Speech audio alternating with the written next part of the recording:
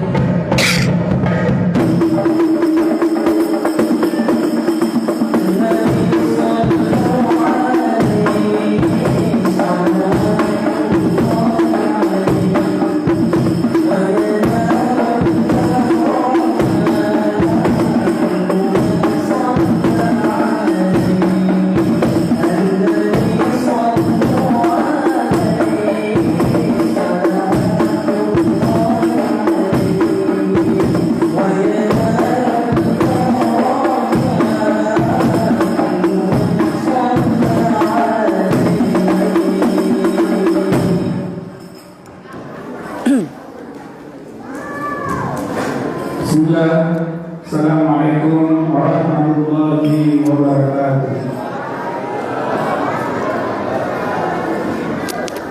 Alhamdulillahirabbil alamin wa bihi nasta'in ala umuri din. Asyhadu an la ilaha illallah wahdahu la syarika lah wa asyhadu anna Muhammadan abduhu wa rasuluh. Alhamdulillah, beberapa jamaah masjid Al-Muqaddim, pada malam hari ini kita kembali dipertemukan oleh Allah Subhanahu wa taala di masjid yang mubarak ini, satu dari begitu banyak umat Allah di muka bumi ini. Salawat dan salam senantiasa kita kirimkan kepada Rasulullah Sallallahu Alaihi Wasallam, Allahumma shalli ala sayyidina Muhammad, kepada keluarga, kepada para sahabat, hingga kita umatnya saat ini. Alhamdulillah, pada malam hari ini sesuai dengan agenda dari pengurus Masjid Al-Muqaddim, yaitu melaksanakan peringatan hari-hari besar umat Islam. Ibu bapak jamaah Masjid Al-Muttaqin yang kami muliakan, Ustaz yang telah hadir, selamat datang di Masjid Al-Muttaqin. Kami juga mengucapkan terima kasih pertama kepada tim Marawis dari Pondok Hafiz Masjid Fatimah Bukit Garuda yang telah membawa kita ke suasana yang mungkin kita rindukan 10 atau 20 tahun yang lalu. Ada selalu getar-getar yang muncul di hati, kemudian di dada orang itu ketika kita mendengarkan alunan-alunan suara Marawis yang dibawakan tadi. Baiklah, untuk menghargai waktu, mari kita bersama-sama memulai acara kita pada malam hari ini, peringatan Maulid Nabi besar Muhammad SAW 1444 Hijriah dengan bersama-sama mengucapkan basmalah. Bismillahirrahmanirrahim. Selanjutnya, marilah kita mendengarkan lantunan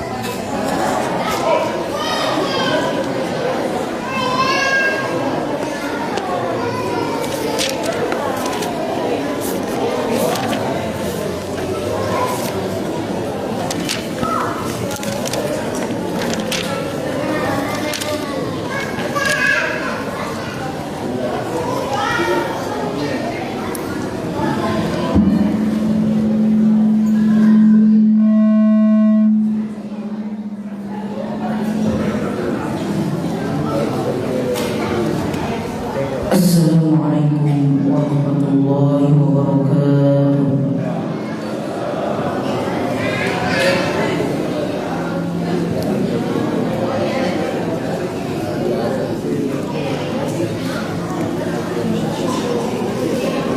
A'udzu billahi minasy syaithanir rajim.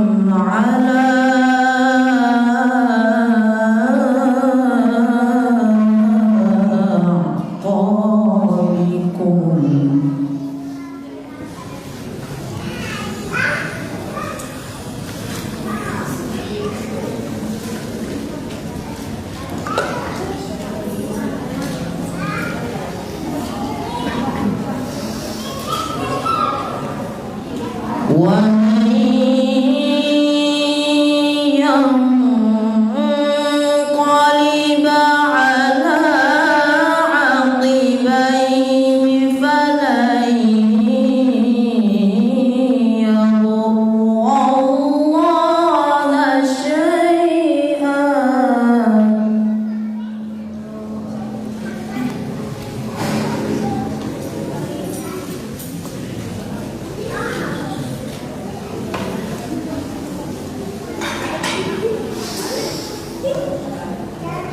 وسيجزي الله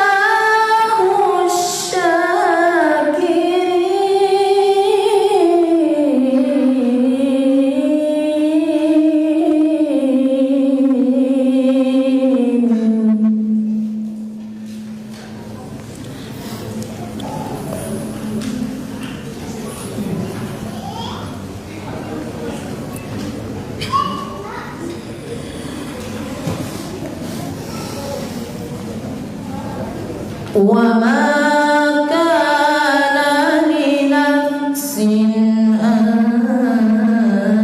تموت إلا بإذن الله كتابا مؤجلا.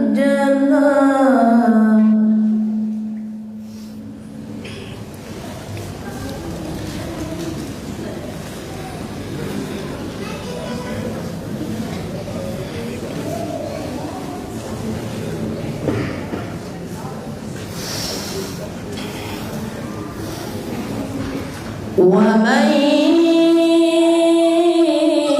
يرد ثواب الدنيا نؤته منها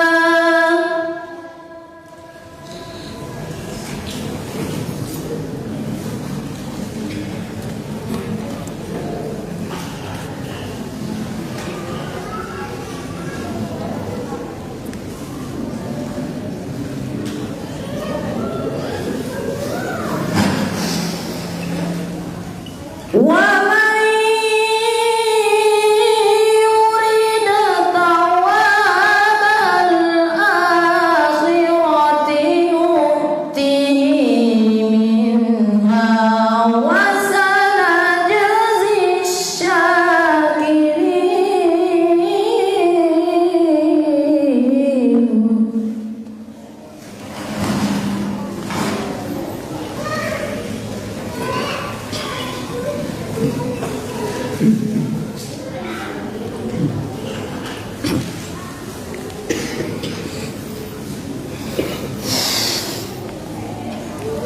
وكأي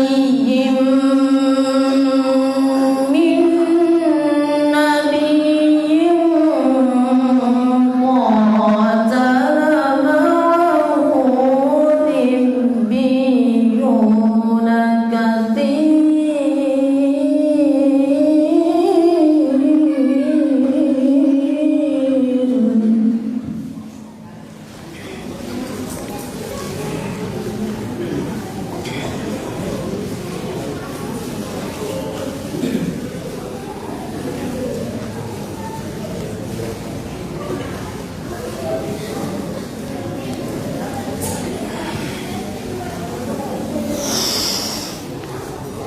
فما وهنوا لما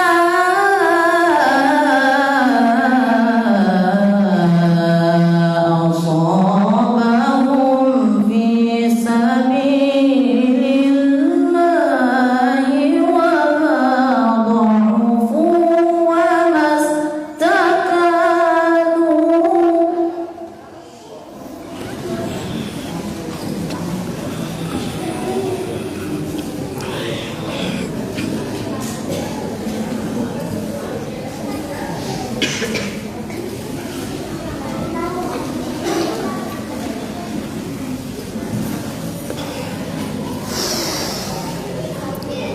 والله يحب الصابرين.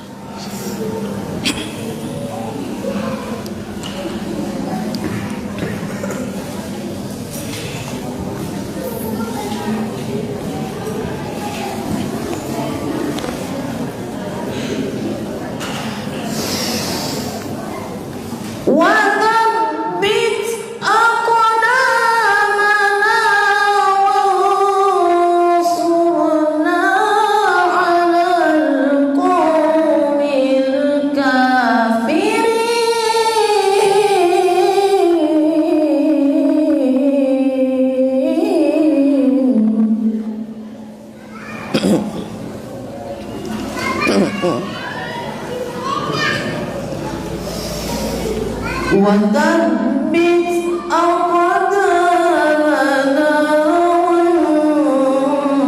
وانصرنا على القوم الكافرين.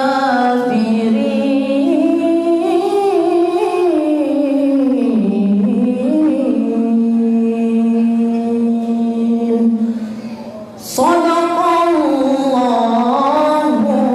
العظيم.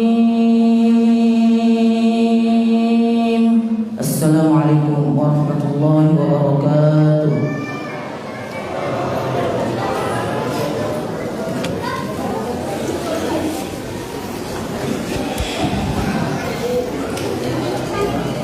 Terima kasih kami ucapkan kepada Anda Ahmad Nasrullah Masburi atas lantunan ayat suci Al-Quran yang telah dibacakannya.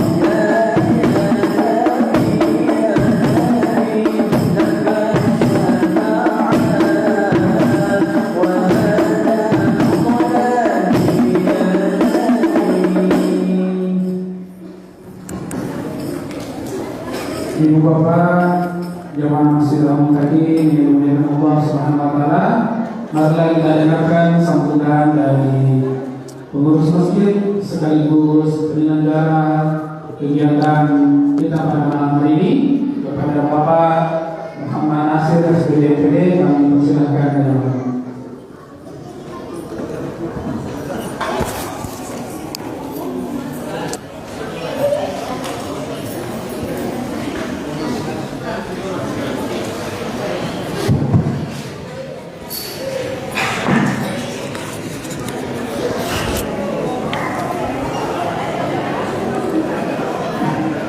Bismillahirrahmanirrahim. Assalamualaikum warahmatullahi wabarakatuh.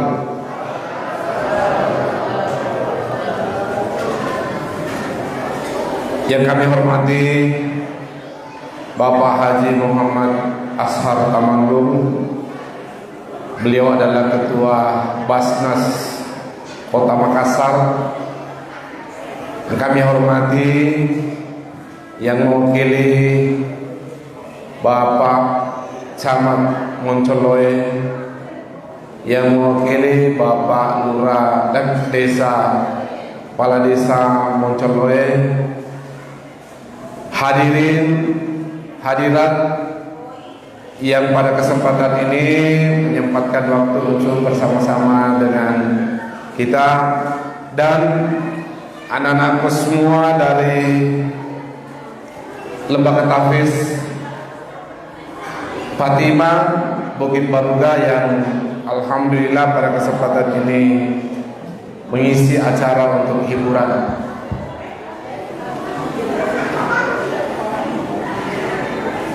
Mari kita bersama-sama memanjatkan puji syukur kita kepada Allah Subhanahu wa taala, sebab atas rahmat dan taufiknya lah sehingga alhamdulillah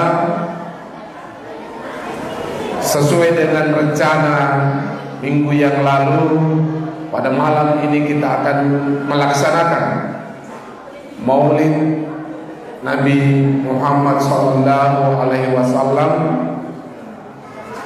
dan pada kesempatan ini dapat kita laksanakan salawat dan taslim tak lupa pula kita kirimkan kepada Nabiullah Muhammad SAW, Nabi yang menjadi suri teladan dan panutan untuk kita semua. Baik, pada kesempatan ini izinkan saya menyampaikan beberapa hal. Yang pertama, kegiatan kita ini adalah kegiatan yang menjadi program kerja seksi ibadah, dan ini alhamdulillah rutin dilaksanakan setiap tahun, mulai dari digunakan pertama kali masjid kita ini sampai saat ini. Mulai dari tahun 2012 sampai tahun 2022, alhamdulillah kita masih bisa melaksanakan, termasuk hari-hari besar agama Islam yang lain. Yang kedua,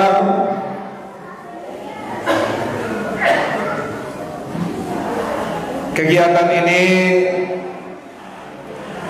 terlaksana oleh kerjasama antara pengurus masjid dari seksi ibadah dan seksi-seksi yang lain, termasuk majelis taklim yang mempersiapkan segala sesuatu untuk konsumsi pada malam hari ini. Alhamdulillah.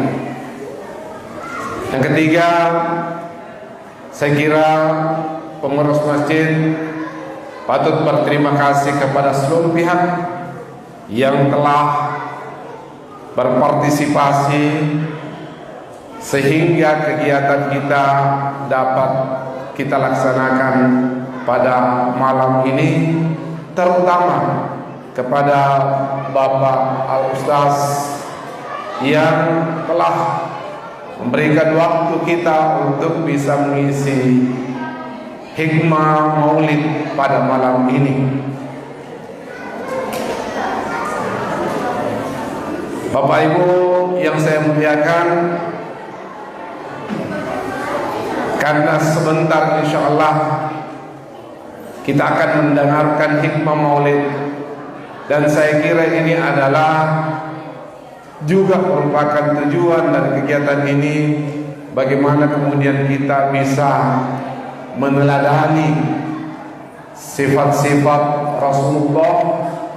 Maka kami mohon ketika hikmah maulid disampaikan untuk bisa bisa bersama-sama mendengarkan dengan saksama. Mungkin kegiatan-kegiatan yang lain untuk dihentikan dulu supaya kegiatan ini kita bisa mengikutinya dengan baik. Terakhir, segala bentuk kegiatan ataupun segala bentuk usaha yang kita lakukan pastilah ada kekurangan. Mungkin Bapak dan Ibu semua menemukan kekurangan-kekurangan hal dari kegiatan pelaksanaan kita ini, mulai dari direncanakan sampai pada saat ini. Dengan memohon pada Bapak Ibu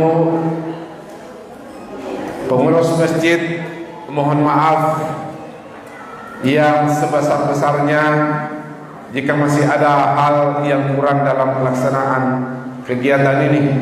Dan insya Allah mudah-mudahan berikutnya juga masih dapat kita bersama-sama melaksanakan kegiatan-kegiatan yang serupa. Dan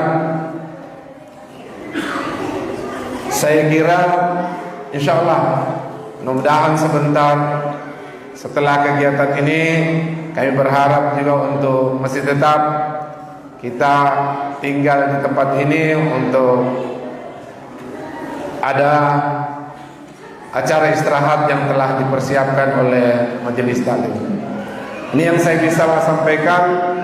Wassalamualaikum warahmatullahi wabarakatuh.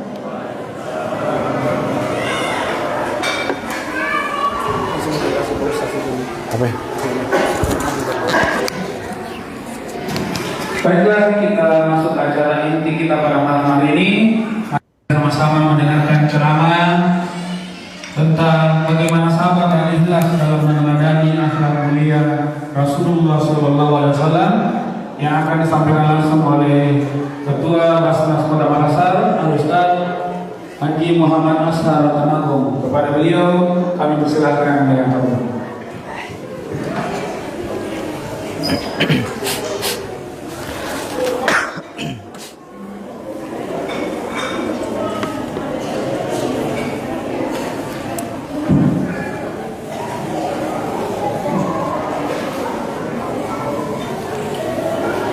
Assalamualaikum warahmatullahi wabarakatuh.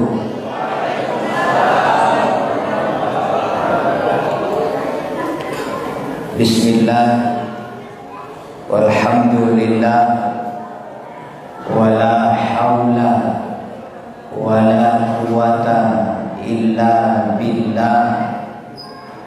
Ashhadu an la ilaha illallah wa ashhadu anna Muhammadan Rasulullah.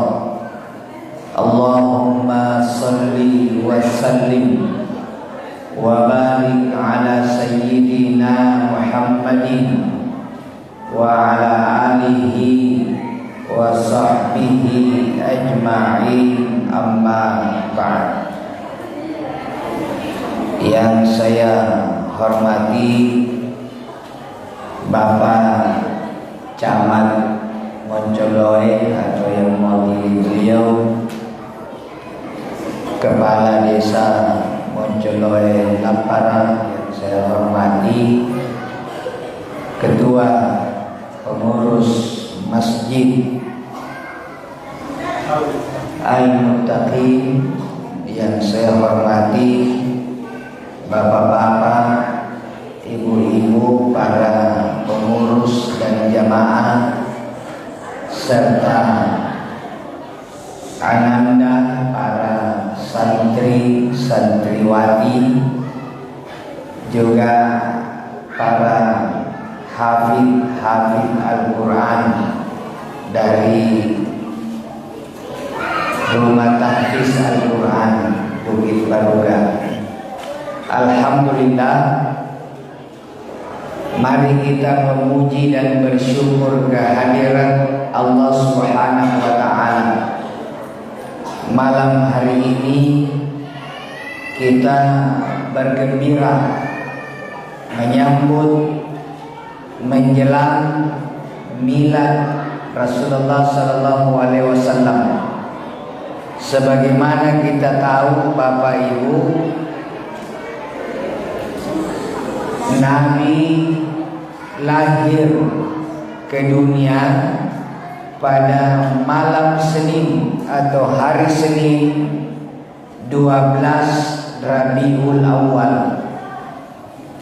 Jadi besok, karena malam ini adalah tanggal 11 Rabiul Awal, besok malam itu 12 Rabiul Awal.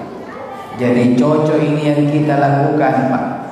Sebelum Nabi lahir, kita sudah bikin acara menyambut. Karena kata Nabi, siapa yang bergembira menyambut kelahiranku, haramallahu jasadahu 'alan niran. Haram jasadnya disentuh apinya neraka. Jadi gembiralah menyambut lahirnya Nabi. Nabi ini spesial karena jumlah Nabi banyak, Pak. Ada berapa jumlah Nabi, Ibu? Berapa? Terlalu sedikit itu, ya. Jumlah Nabi dan Rasul yang pernah diutus Allah ke bumi ini 124.000 orang. Berapa, Ibu? 124.000 Nabi. Ada yang tidak dikenal namanya. Dari 124.000 Nabi, Allah memilih 313. Di antaranya diangkat menjadi Rasul. Apa bedanya Nabi dengan Rasul? Kalau Nabi wilayah dakwanya keluarga, ke kalangan sendiri. Kalau Rasul lebih luas lagi. Dari 313 Rasul, Allah memilih 20 orang. Maaf, 25 orang yang ditulis namanya di dalam Al-Quran.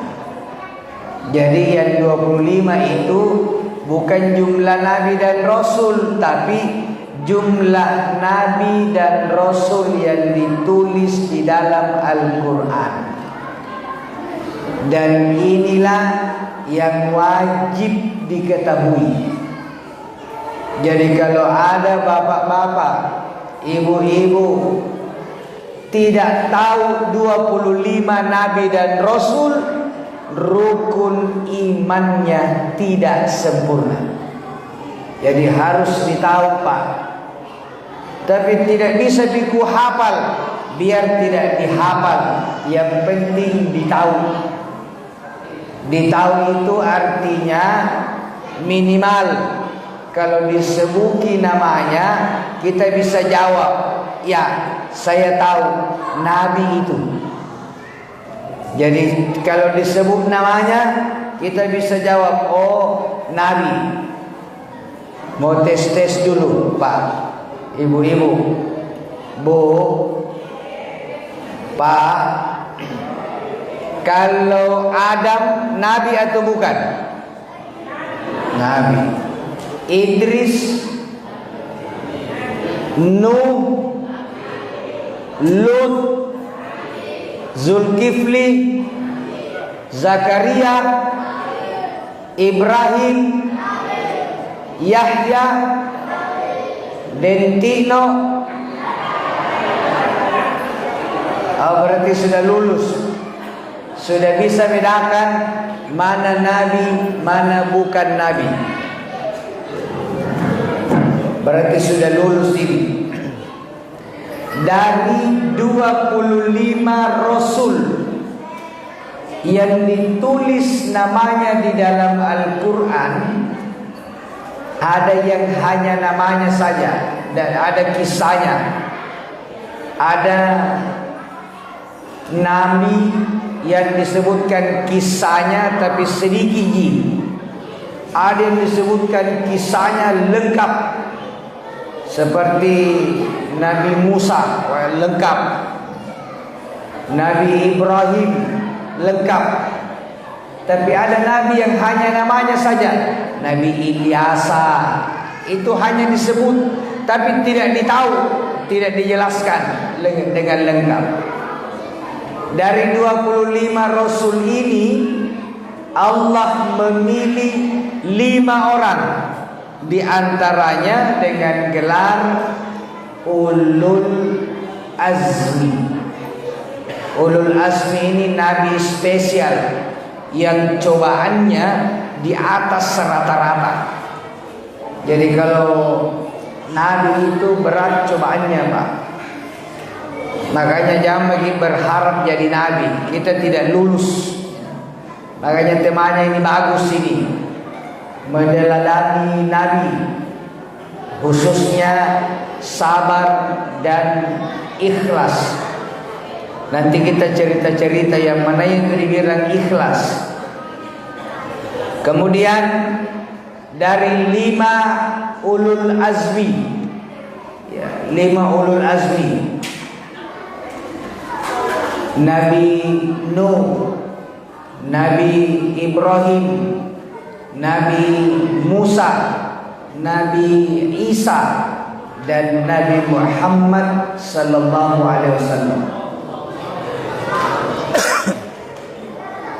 Dari 5 ulul azmi, Allah memilih 2 orang dengan gelar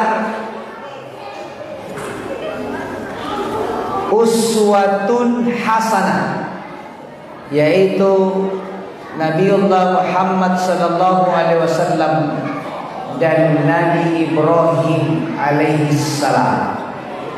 Jadi ada 2 itu nabi uswatun hasanah, yaitu Nabi Muhammad dan Nabi Ibrahim. Dari 2 nabi uswatun hasanah, Allah memilih 1 orang dengan gelar Sayyidil Anbiya wa Imamul Mursalin, pemimpinnya para nabi, imamnya para rasul. Dialah baginda Rasulullah Muhammad sallallahu alaihi wasallam. Ya, Nabi itu pernah bersabda, al-bakhilu, orang yang sekeh di antara kalian adalah yang disebutkan namaku di hadapannya lalu dia tidak membaca salawat kepada. Jadi kalau kita mendengar nama Nabi, ya baca salawat. Karena beda Nabi dengan yang lain. Nabi yang lain beda. Di dalam Al-Quran ini biasa kita baca ini, mumpung saya ingat, innallaha wa malaikatahu yusalluna 'alan nabi, sesungguhnya Allah dan malaikat-malaikatnya bersalawat semuanya kepada Nabi. Bagaimana salawatnya Allah? Ada biasa tanya ini. Kan kalau kita salawat ditahu Ustaz, tapi kalau Allah, bagaimana salawatnya Allah? Salawatnya Allah adalah rahmat dan pengampunan. Makanya khusus Nabi, tidak termasuk kita, Pak. Khusus Nabi seandainya Nabi melakukan dosa, sebelum melakukannya sudah diampuni oleh Allah. Seandainya melakukan, tapi Nabi tidak pernah melakukan dosa. Ya ayyuhalladzina amanu, wahai orang-orang yang beriman, sallu alaihi, bersalawatlah untuk Nabi, wasallimu taslima, dan berilah salam yang sempurna. Jadi Pak, kasering didengar ini ayat, dua paket itu tidak boleh terpisah, salawat dan salam. Tidak boleh hanya bersalawat, harus salam juga. Tidak boleh hanya salam, harus salawat juga. Makanya itu protokol biasa kalau sudah memuji Allah, salawat serta salam. Nah, begitu. Tidak boleh hanya bilang salawat, tidak, salawat dan salam. Makanya gelarnya Nabi beda dengan nabi-nabi yang lain. Kalau yang lain itu alaihi salam, yang lain alaihi salam. Mulai Nabi Adam alaihi salam sampai Nabi Isa alaihi salam. Apa itu alaihi salam? Semoga diberi keselamatan untuknya. Tapi Nabi tidak, sallallahu alaihi wasallam. Semoga Allah memberi salawat dan salam. Jadi harus dua paket. Makanya kalau kita salawat, Allahumma salli wa sallim wa barik. Boleh ditambah. Jangan lagi bilang bid'ah wa barik di dalam tahiyat Ibrahimiyah dibaca. Wa barik ala Muhammad wa ala ali Muhammad kama barakta. Jadi barik itu perintah, berkah. Jadi kalau kita salawat Pak, Allahumma salli wa sallim ala sayyidina Muhammad. Harus baca salam juga. Kecuali dalam solat, karena dalam solat memang dicontohkan Nabi, Allahumma salli ala Muhammad wa ala ali Muhammad kama sallaita ala Ibrahim. Tapi sebelumnya ada salam, assalamu alayka ayyuhan nabiyyu wa rahmatullahi wa barakatuh. Jadi kalau kita baca salawat, kasih baik-baiki salawat, kasih lengkap. Ada salamnya, ada salawatnya. Yang kedua, ikutkan keluarga Nabi. Jadi jangan salawat sendirian, namanya salawat puntung. Jangan salawat puntung, tapi salawat utuh. Allahumma salli ala Muhammad wa ala ali Muhammad. Sebut keluarga Nabi sallallahu alaihi wasallam. Ada sahabat datang bertanya kepada Nabi, ya Rasulullah, bagaimana pendapat kalau seluruh doa-doaku untuk kita saja, jangan saya minta yang lain, doaku untuk kita saja. Maksudnya saya baca salawat saja setiap saat, ada yang lain Rabbana apa tidak ada, ya langsung Allahumma salli wa sallim wa barik ala sayyidina Muhammad wa ala ali sayyidina Muhammad. Itu saja, saya salawat saja. Bagaimana pendapat ya Rasul? Kata Nabi, kalau memang demikian maumu, maka Allah akan menghindarkan engkau dari kesusahan di dunia dan kesusahan di akhirat. Itu salawat, ya, baca salawat. Aulan nas, kata Nabi, manusia yang paling utama, yang paling berhak mendapatkan syafaatku adalah yang paling banyak bersalawat kepadaku. Jadi banyak-banyak kita bersalawat. Siapa yang bersalawat kepadaku satu kali, sallallahu alaihi asyara salawat, maka Allah akan bersalawat kepadanya 10 salawat, dan dihapuskan baginya 10 kesalahan, lalu diangkat baginya 10 derajat. Siapa yang bersalawat kepadaku, kata Nabi, 100 kali sehari, man shalla alayya mi'ata marrah, 100 kali setiap hari, maka Allah akan mengabulkan 100 kebutuhannya. 70 untuk akhirat, 30 untuk dunia. Ayo anak-anakku semua, apa keinginan tak di dunia ini? Coba bisa disebut? 1. Mau ke apa? Mau? 2. Mau? 3. Mau apa lagi? Coba, baru 3 kesulitan nih.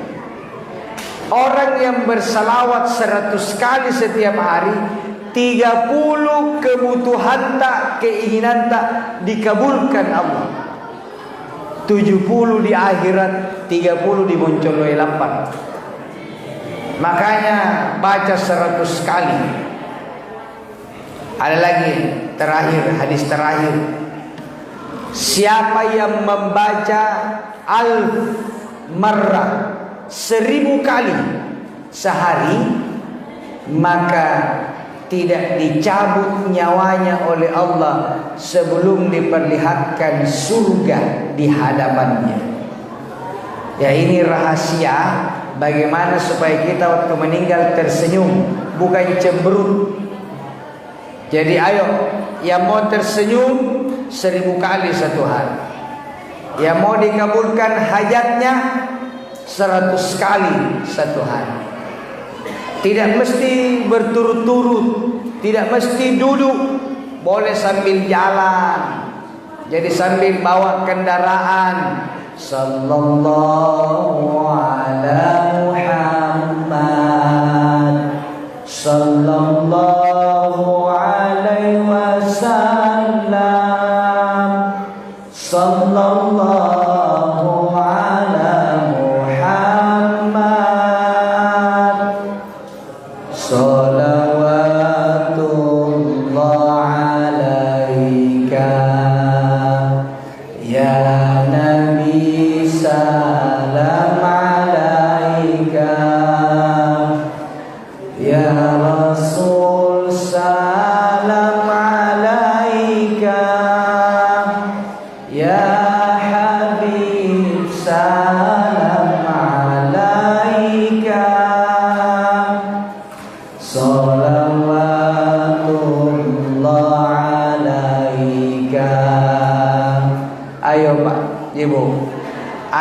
lagi tempat-tempat mau dikasih tidur, lebih bagus baca salawat, diangkat derajatnya, tidak diganggu oleh syaitan dan jin, daripada dinyanyikan lagu-lagu yang tidak ada artinya.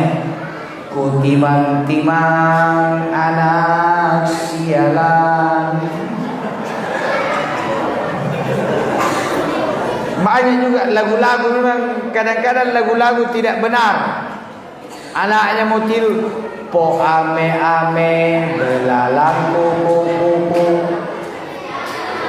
Apa sambungannya?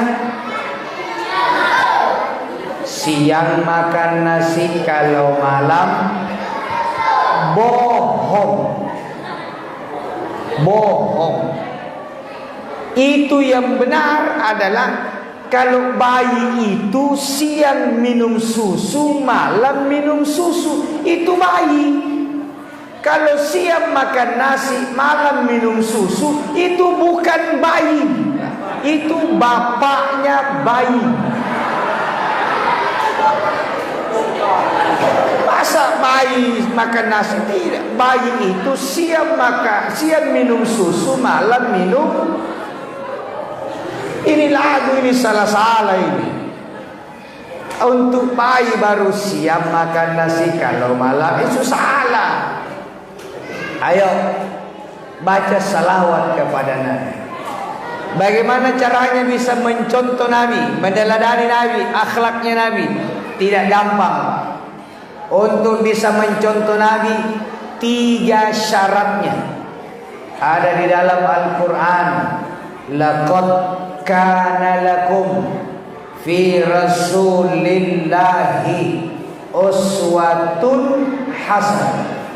Sungguh kata Allah, pada diri Nabi sallallahu alaihi wasallam terdapat uswah hasanah, contoh yang baik. Apakah semua kita bisa mencontohnya? Tidak bisa.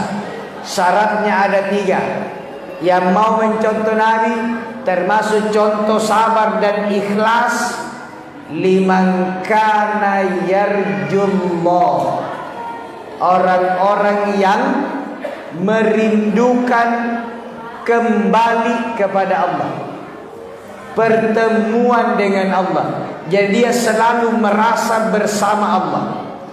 Kalau ada bapak-bapak, ibu-ibu merasa bisa hidup sendiri tanpa bantuan orang, saya makan karena jeripaya sendiri, saya meninggal nanti sendiri juga masuk kubur, tidak bisa mencontoh Nabi. Yang bisa mencontoh Nabi adalah orang yang merindukan pertemuan dengan Allah, rindu meninggal dunia. Jadi kalau masih takut mati, tidak bisa contoh Nabi. Kita harus rindu menuju kepada Allah.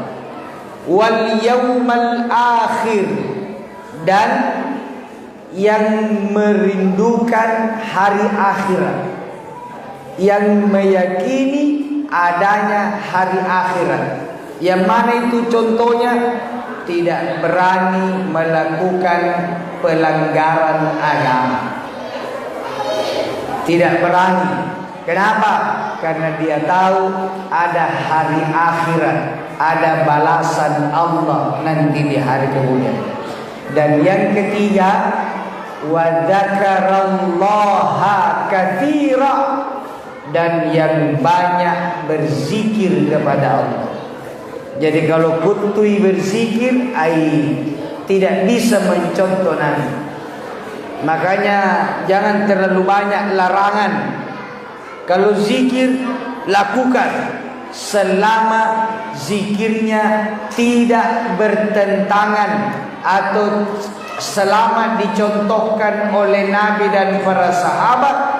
Silahkan lakukan zikir sebanyak-banyaknya. Imam Al-Ghazali mengatakan zikir yang banyak adalah minimal 300 kali dalam sehari. Jadi kalau zikirnya hanya 20 bukan banyak berzikir namanya. Zikir yang banyak minimal 300 kali dalam sehari. Jamaah Maulidur Rasul yang dimuliakan Allah Subhanahu wa taala. Apa yang kita mau ambil dari hikmah di atas ini? Sabar. Manusia yang paling berat ujiannya adalah para nabi dan rasul. Tapi paling berat lagi adalah Nabiullah Muhammad sallallahu alaihi wasallam menghadapi musuh-musuh Allah. Jadi nabi itu, Pak, sebelum diangkat menjadi nabi pada umur 40 tahun, itu disayangi, disukai oleh semua orang di Arab. Sekarang namanya Saudi. Dulu belum negara Saudi. Saudi itu nanti tahun 1920-an, 23. Dulu itu daerah namanya Hijaz. daerah semenanjung Arabia, Hijaz di situ. Disitulah Nabi lahir dari seorang ibu yang bernama Bunda Aminah. Aminah artinya memberi rasa aman. Bapaknya bernama Abdullah. Abdullah artinya hamba Allah.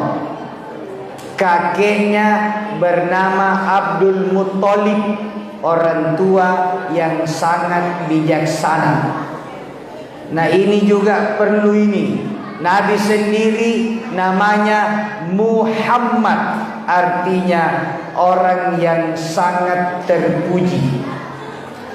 Karena kita mau contoh Nabi, tolong kalau kasih nama anak-anaknya sesuai dengan sunnah Nabi.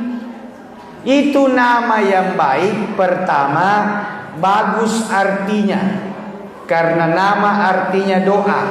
Yang kedua, yang mudah dihafal. Saya lihat nama-nama anak-anak sekarang dari segi arti bagus, tapi susah dihafal, panjang dulu.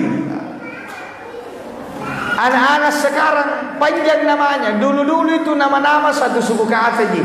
Samsia, Nurlia, Hamida, Kamaria. Coba laki-laki Abdul Salam, Ibrahim, Kamarudin, Samsudin, Alimuddin, Wahyudin, Saripudin. Begitu. Sekarang nama-nama ya Allah. Muhammad Alia Saputra Perdana, Nur Khalisa Fatma Sari, banyak sekali. Citra Perdana Lestari, Blok D nomor 7. Ini kadang-kadang saya bilang ini nama atau perumahan. Coba lagi pergi di sekolah dasar SD, baru minta absennya itu nama-nama, panjang-panjang. Gaizan Aulia Saputra, panjang semua. Kenapa bisa panjang? Karena satu rujukannya ada buku nama-nama Muslim, kamus. Di situ semua mengambil. Padahal nama itu yang singkat, Pak. Nanti kasih panjang dengan nama orang tuanya. Jadi orang tuanya melengket. Jangan panjang sekali. Kalau di Mekah itu namanya, siapa namanya? Muhammad.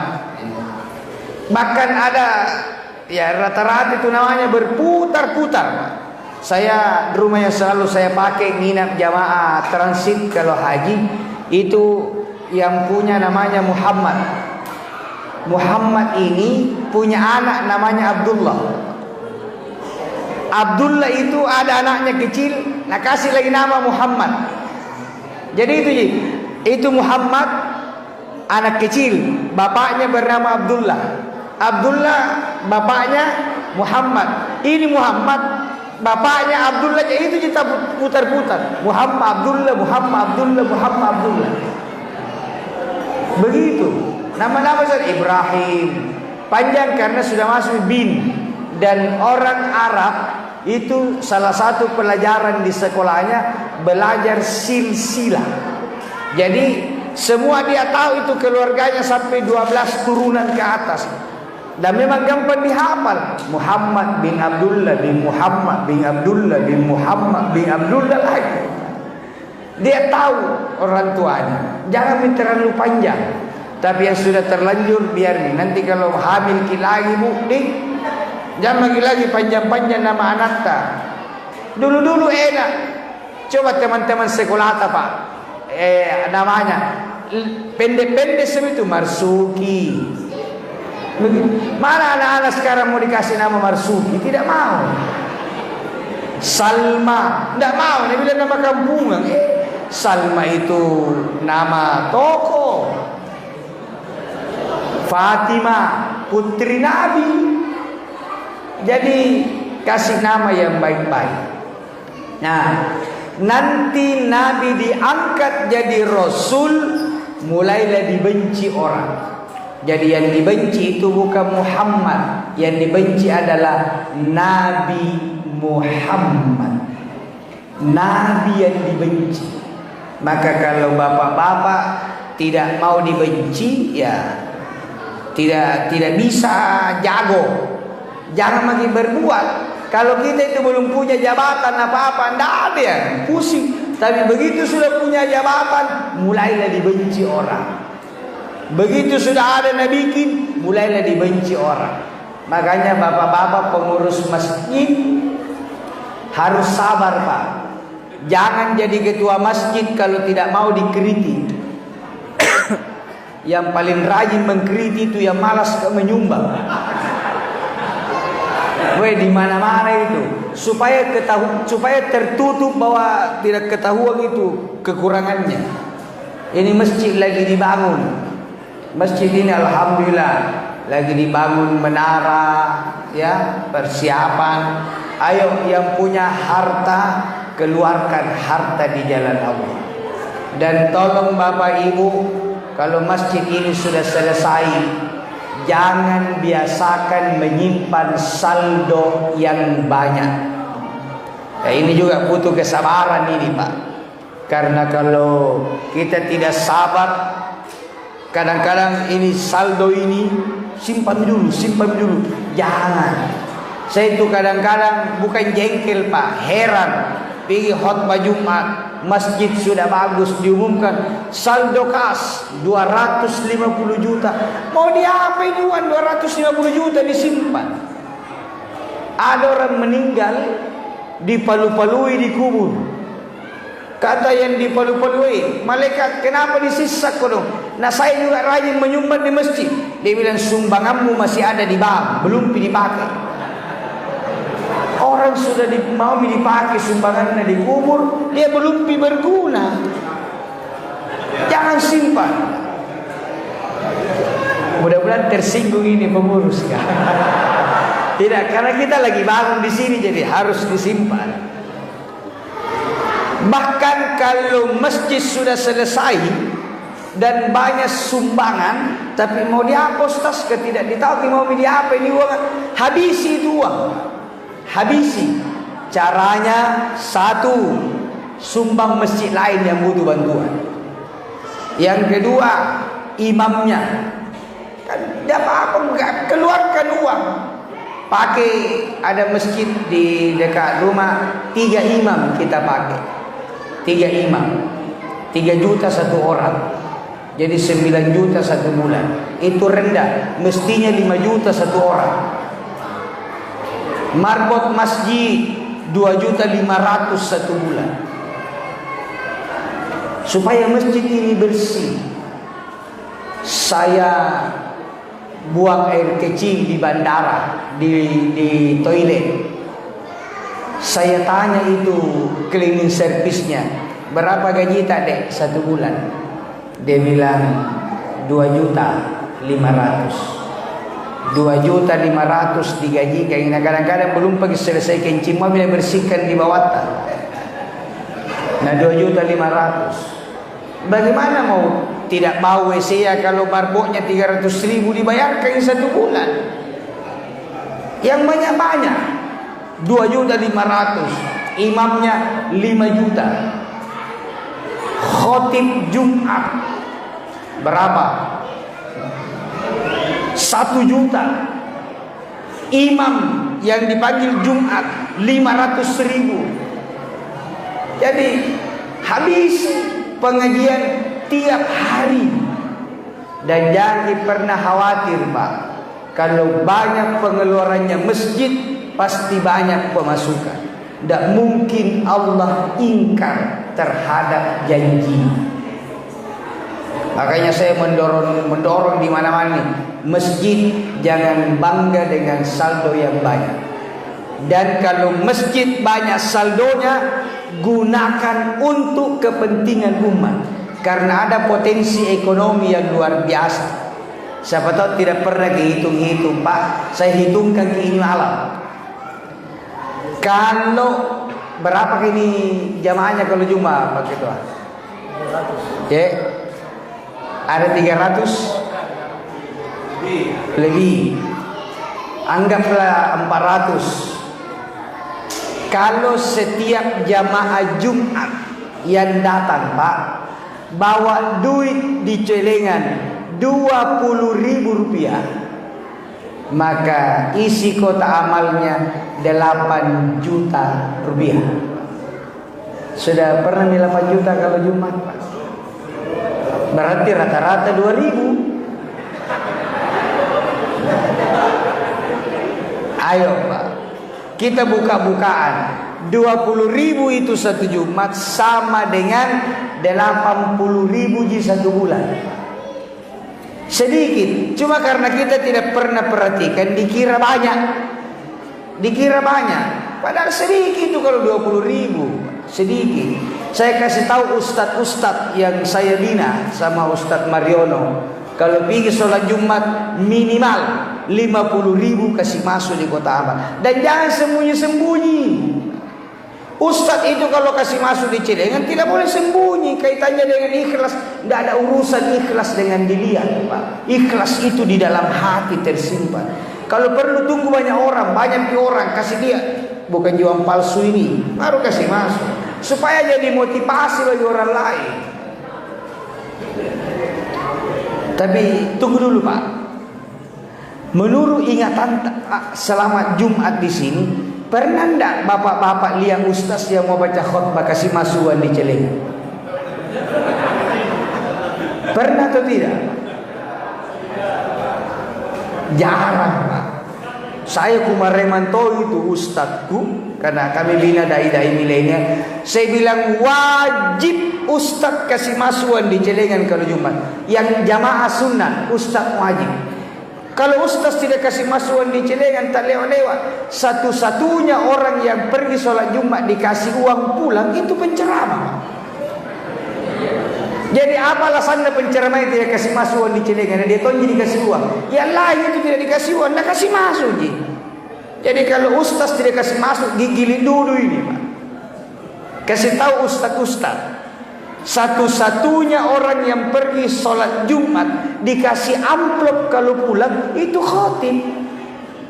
Masa tidak mau dikasih keluar kita jelas dia ada di bawah pulang. Itu kalau bapak-bapak kan tidak tahu tidak ada di bawah pulang. Nah rela sengaja. Jadi ini faktor kebiasaan. Dan jangan sembunyi. Ketua pengurus kasih lihat orang Pak. Ini biasa kulihat bapak-bapak kalau lewat celengan tangan kanan masuk tangan kiri dah tutup. Kuintipiti, oh memang uang 2.000. Pantas dah sembunyi. Di mana itu kota amal kan? Kota amal juga ini perlu direformasi modelnya. Itu kota amal, jangki yang tertutup itu harus dari kaca. Yang jangan dikasih tulisan di sampingnya, kasih polos Pak, supaya ketahuan siapa yang kasih masukan 1.000. Itu tulisan di atasnya saja, di atasnya. Tapi samping kiri kanan, muka belakang kasih polos. Jadi kelihatan, biar bila tutup tangan kiri waktu jatuh, kelihatan 5 sak mula sumbang Pak Wali Kota. Kelihatan. Ini katanya era transparan. Jadi ikhlas itu, ya kita mau contoh dari ikhlas itu tidak ada kaitannya dengan dilihat. Ikhlas itu merasa dilihat oleh Allah, bukan yang lain. Beda lagi kalau zakat Pak. Kalau orang berinfak bagus kalau sembunyi, tapi kalau zakat begitu diumumkan pahalanya 27 kali lipat dibanding kalau dia tidak umumkan. Kalau zakat itu tidak boleh disembunyi karena zakat kewajiban. Sholat Pak, sholat duhur, asar, maghrib, isya, subuh itu harus diramaikan. Saya tidak mau pergi sholat subuh nanti dikira nanti tidak ikhlas. Oh tidak, kalau kewajiban ikhlas di belakang Pak. Kalau kewajiban harus dilakukan dan dipamerkan kalau ikhlas, karena itu syiar. Kenapa tidak pergi sholat Jumat kemarin? Tiba-tiba tidak ikhlas Kak, jadi saya pulang. Tidak bisa. Ikhlas atau tidak harus. Itu kalau zakat. Makanya diumumkan itu zakat. karena dia menjadi syiar dan memang kewajiban. Bapak dan ibu sekalian, Rasulullah sallallahu alaihi wasallam itu akhlaknya sangat lembut sekali, sangat mulia. Wa innaka la ala khuluqin azim. Sungguh pada diri seorang nabi, pada dirimu Muhammad terdapat akhlak yang mulia. Ini juga sudah harus Pak dibangkitkan kembali. Sekarang ini akhlak kita ini jauh merosot, jauh sekali. Kalau ada kesalahannya orang, tidak sempurna kalau tidak ditulis di Facebook, tidak sempurna kalau tidak dicaci maki orang. Padahal kata Nabi, siapa yang menutup aib saudaranya, Allah akan menutup aib-aibnya. Jadi era sekarang ini ya memang era keterbukaan, tapi kalau aib ditutup, tidak boleh dicerita aib dan kekurangannya orang. Sabar, tahan keinginannya, tahan. Apalagi sekarang ini memang sabar ini harus double-double Pak. Setelah Corona berlalu, kan kita ini ada alumni Corona di sini, ada alumni Covid. Karena saya alumni Covid, nanti kita bikin reuni ya, sesama alumni Covid. Setelah Covid berlalu, krisis multi ekonomi masih melanda. Tiba-tiba BBM naik, tambah sulit lagi. Tapi kita harus percaya bahwa tidak mungkin Allah memberikan beban di luar kesanggupan kita. Maka Bapak Ibu harus tegar. Dengan momen maulid ini kita harus sabar. Kita hadapi sesulit apapun persoalan hidup. Jangan ada kasus seperti di Pinrang, perempuan bunuh dirinya hanya gara-gara kesulitan ekonomi. Jangan ada kasus seperti di Sinjai, ada suami dia bunuh dirinya setelah dia bunuh juga istrinya. Kalau di Pinrang anaknya dulu baru dirinya. Naudzubillah. Siapa yang mati karena bunuh diri, maka nanti diazab di hari kiamat seperti apa dia membunuh dirinya. Jadi kalau dia minum racun mati, minum racun terus selamanya di neraka. Kalau dia gantung dirinya mati, digantung terus selamanya di neraka. Coba, kalau dia tikam badannya mati, dia tikam terus badannya selama di hari kiamat. Ada yang bertanya, Ustaz, jadi kalau ada orang makan coto mati, kamu kan bunuh diri itu. Asal mau bilang makan coto terus di sana. Itu kebetulan ketemu aja. Jadi sabar. Apakah yang merusak, apakah yang bikin pusing ke sehari-hari? Gaya hidup. Gaya hidup. Makanya ayo sabar. Enak ini tema ini di atas. Yang bikin pusing kita hari-hari, Bu, Ibu, gaya hidup. Kalau kebutuhan hidup sedikit Pak. Ini saya mau kasih rahasia ini, tapi jangan bilang-bilang sama yang tidak datang. Kebutuhan hidup tak itu 1 bulan hanya 2,5 gram emas. Itu kebutuhan Pak. Dari dulu zaman Bahola sampai sekarang Pak. Dari dulu. Kan uang yang naik ini Pak. Emas tidak. Emas itu dari dulu. Orang pergi haji itu dari dulu 40 gram. Sudah bisa. Haji biasa. Dari dulu. Waktu harga emas masih 10.000 sampai sekarang emas harga 900.000, 40 gram kita pergi haji. Jadi gampang kalau mau pergi haji, menabung saja emas. Kalau cukup 40 gram, berarti kita sudah bisa haji. Sayangnya antrinya juga 40 tahun. Kalau ONA biasa, ONA plus itu 7 tahun. Kebutuhan tas 1 bulan hanya 2,5 gram emas. Atau kalau harga sekarang 2.250.000. Cukup hidup. Kenapa pengen Ustaz 10 juta tidak cukup? Gaya hidup. Ada je motornya, tapi karena muncul tren motor besar, beli juga motor besar, nyicil lagi. Mana yang enak dipakai? Motor Mio yang kecil atau motor NMAX yang besar kalau sama-sama bocor ban belakangnya? Jadi kadang-kadang ini gaya hidup ini yang bikin repot kita. Gaya hidup. Saya mohon maaf ini, tapi jangan bilang-bilang kak, malu-malu doang kalau banyak yang tahu. Saya kalau pergi di kantor, jabatanku itu ketua Basnas, eselon 2B, sama kepala dinas. Saya kalau pergi di kantor pakai sepatu kos kakiku pak. Kos kaki yang saya pakai harganya hanya 70.000 rupiah.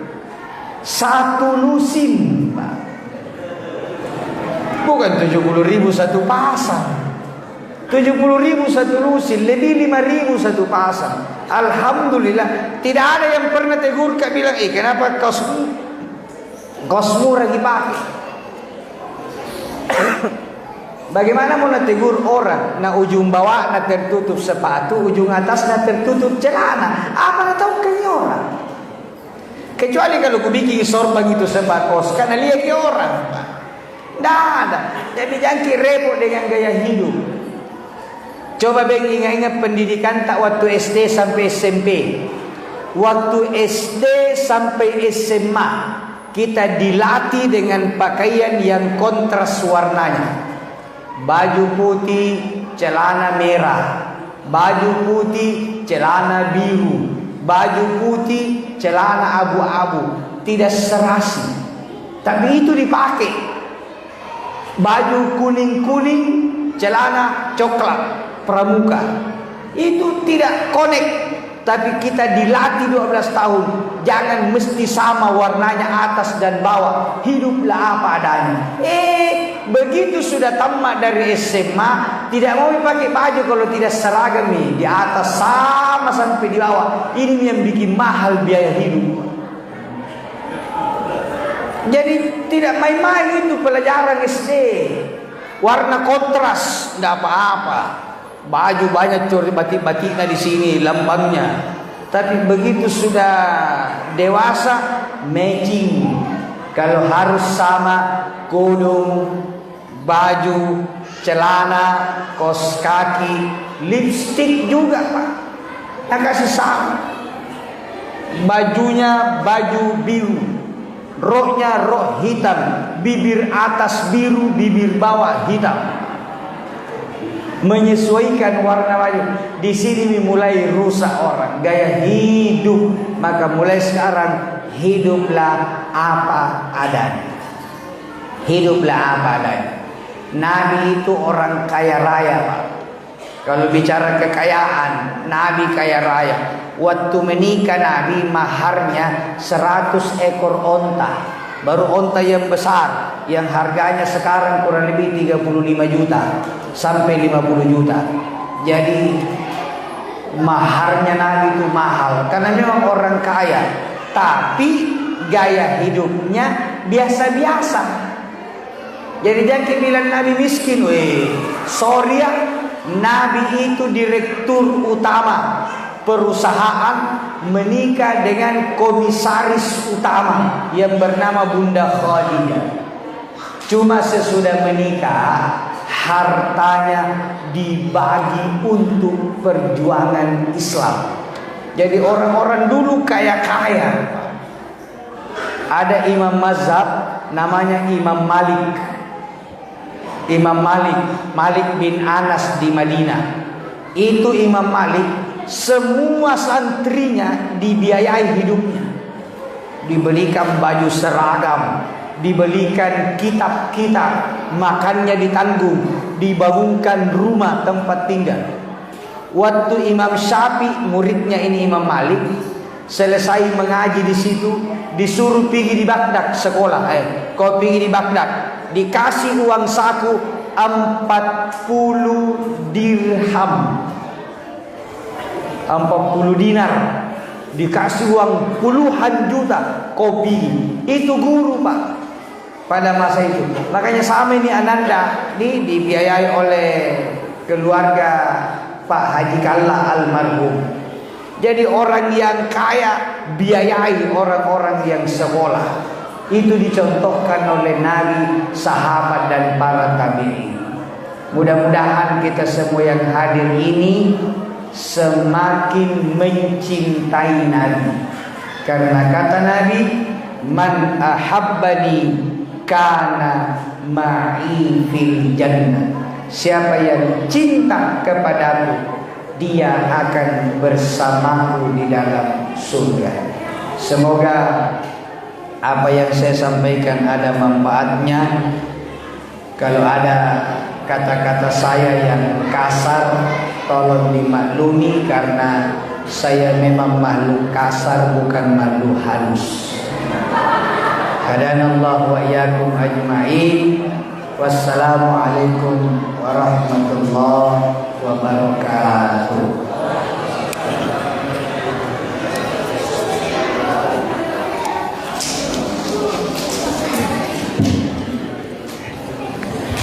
الدين لنا والحق لنا والعدل لنا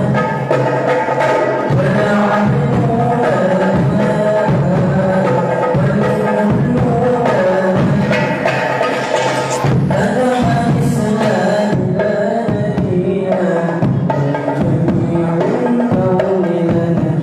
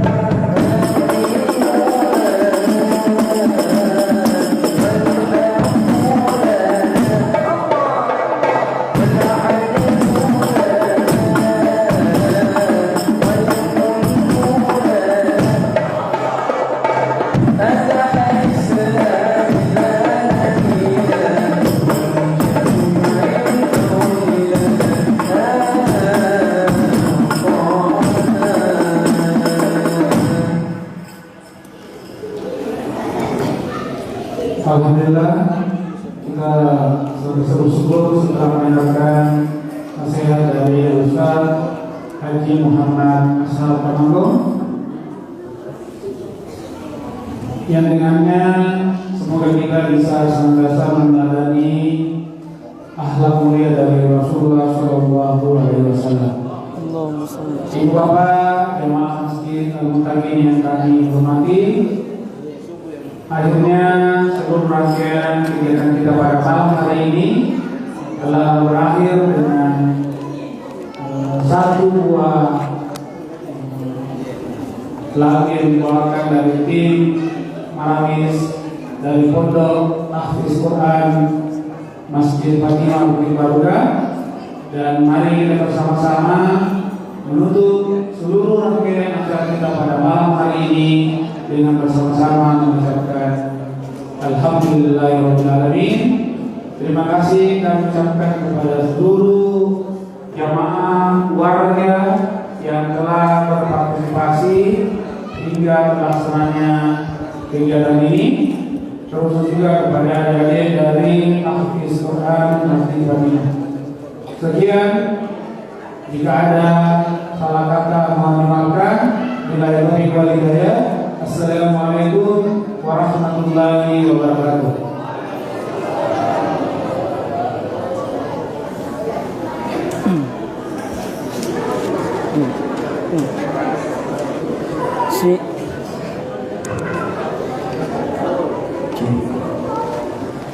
Sayyidina Nabi, Sayyidina Nabi, Sayyidina Nabi, Sayyidina Nabi, Sayyidina Nabi,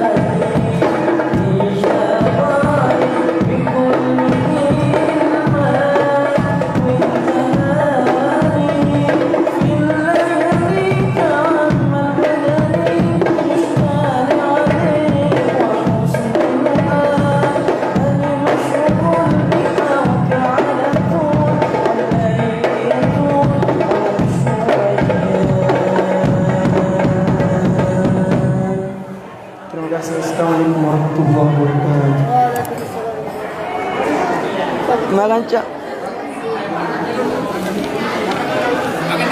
Iya Pak ya, makasih. Aduh, ini tunggu ini Cok.